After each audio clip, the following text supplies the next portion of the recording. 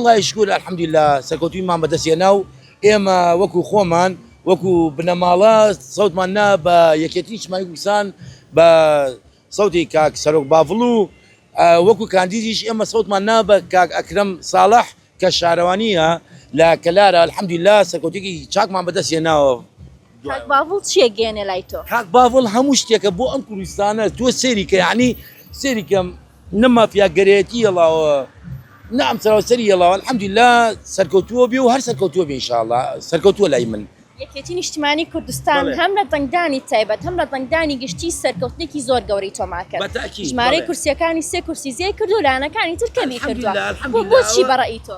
بەڕێی من ئەوەیە کەواتە ئەو کابرایە بەرەو پێشەوە ڕوا بۆ کورد و کوردستان بۆ عێراق ئەم دەنگانەش بۆ عێراقە بۆ پەرلەمانی عێراق نەک بەتەنیا بڵێن یعنی چۆن بڵێن بۆ بەس لایەنێکی کێتیە ئەمە لایەنی هەموو لایەکە اینجا کاک باڤڵیش بەتاکید ئەمە قابلیەتی